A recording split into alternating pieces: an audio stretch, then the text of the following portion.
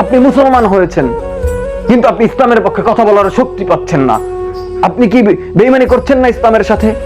আপনি ইসলামের পক্ষে কথা বলার শক্তি পাচ্ছেন না, এটাও এক ধরনের বেঈমানি ইসলামের সাথে। আপনি হকের বিরুদ্ধে কথা বলছেন, আপনি এটা কি করছেন? ইসলামের বিরুদ্ধে চলে যাচ্ছেন, অথচ নিজেকে ইসলামের একজন সৎ নাগরিক হিসাবে, একজন মুসলমান হিসাবে, রাসূলুল্লাহ সাল্লাল্লাহু আলাইহি সাল্লামের একজন উম্মত হিসাবে আপনি দাবি করছেন। মুহাম্মদ সাল্লাল্লাহু আলাইহি ওয়াসাল্লাম, যিনি এত কষ্ট করে ইসলামটাকে আমাদের কাছে রেখে গেছেন, আমাদেরকে উপহার দিয়ে গেছেন, তার পুরো জীবনটা যে ইসলামের পিছনে ব্যয় করে চলে গেছেন, তার সাথে আপনি বেঈমানি করছেন, তার ধর্ম আপনি গায়েব করে দেওয়ার চেষ্টা করছেন। শুনে রাখুন, আপনি যত ভালো মানুষ হন, যত ভালো আপনি জাতি হিসাবে গঠন হন, আপনি যত অ্যাওয়ার্ড পান, আপনি যত এই মানুষের কাছ থেকে ভালোভাবে আপনি নিজের আত্মসম্মান পান, সম্মান পান, আপনার যত টাকা পয়সা থাকুক, আপনি মানুষের চোখের নয়নের মনি থাকেন, কিচ্ছু যায় আসে না, কিচ্ছু হবে না, কিচ্ছু পাবেন না আপনি যদি আল্লাহর দরবারে ন্যায় ইনসাফ হিসাবে না যেতে পারেন, আপনি যদি আল্লাহর কাছে সঠিকভাবে না দাঁড়াতে পারেন, কোনো কাজ হবে না, কোনো কিচ্ছু হবে না। যদি আপনি আল্লাহর কাছে সঠিকভাবে দাঁড়াতে না পারেন, তাহলে এই জীবন আপনার ব্যর্থ হয়েছে, এই জীবন আপনার ধ্বংস হয়েছে। আপনি কষ্ট পেলে আমার কিচ্ছু করার নেই, আপনি কষ্ট পান, আমি চাই আপনাকে কষ্ট দিয়ে হলেও আপনি ইসলামের পক্ষে আসেন, আপনি মুনাফিকি ছাড়েন, আপনি ইসলামের বিরুদ্ধে যাওয়া ছাড়েন, আপনি শিরকি আকীদা ছাড়েন, আপনি সঠিক আকীদায় আসেন। আপনি আজকে বলছেন কি আপনি ইসলামের বিরুদ্ধে চলে যাচ্ছেন, আপনি বলছেন ইসলামের কর্মগুলো লাগবে না, এই কর্মগুলো না রাখলেও হবে, দাড়ি না রাখলে চলবে, পর্দা না করলে চলবে। আপনাকে আল্লাহ হেদায়েত দান করুক, নয়তো আপনি ধ্বংস হয়ে যাবেন। আপনি মনে রাখেন, আপনি যদি এরকমের চলতে থাকেন, কাল কিয়ামতের দিন আপনার কঠিন আযাবের সম্মুখীন হতে হবে, যে আযাব আপনি কল্পনা করতে পারবেন না। আপনাকে ভীষণ বিপদে পড়তে হবে বাবা, ভীষণ বিপদে পড়তে হবে ভাই আমার। ওই কাল কিয়ামতে যখন প্রত্যেকটা মানুষ নিজের জন্য কান্নাকাটি করবে, সেই সময় রাসূলুল্লাহ সাল্লাল্লাহু আলাইহি সাল্লাম আমাদের বাঁচানোর জন্য আল্লাহর কাছে সুপারিশ করবেন, আর আপনি সেই সুপারিশ কি মানেন না, শাফায়াত কি মানেন না? আপনি কেমন মুসলমান হয়েছেন ভাই? সমস্যা কি আপনার?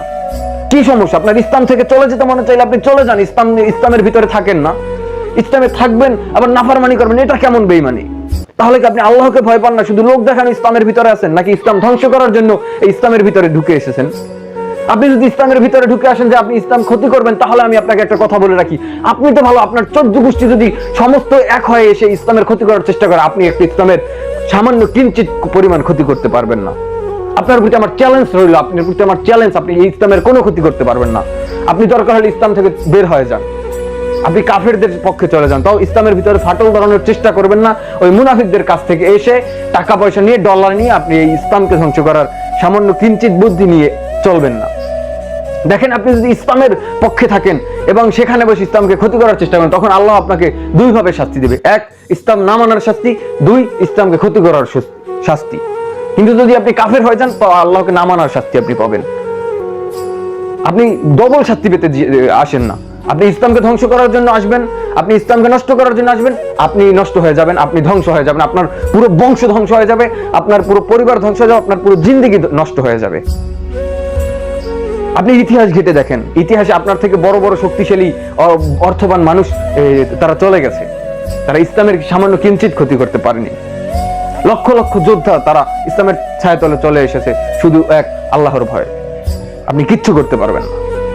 আপনি এখন আসেন, ধর্মের পথে আসেন, ধর্ম মানেন, পরিপূর্ণভাবে ইসলামে আপনি আসেন। আল্লাহ রাব্বুল আলামিন যেভাবে বলেছেন যে ইয়া আইয়ুহাল্লাযীনা আমানু উদখুলু ফিস সিলমি কাফাতা ওয়া লা তাত্তাবিউ খুতুওয়াতিশ শাইতানি ইন্নাহু লাকুম আদুউম মুবিন। হে ঈমানদারগণ, হে মুমিনগণ, তোমরা পরিপূর্ণভাবে ইসলামে আসো।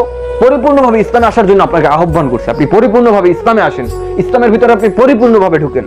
আপনি যদি ইসলামের ভিতরে পরিপূর্ণভাবে না ঢুকতে পারেন, তাহলে আপনি ব্যর্থ হয়ে যাবেন, 100% ব্যর্থ হয়ে যাবেন।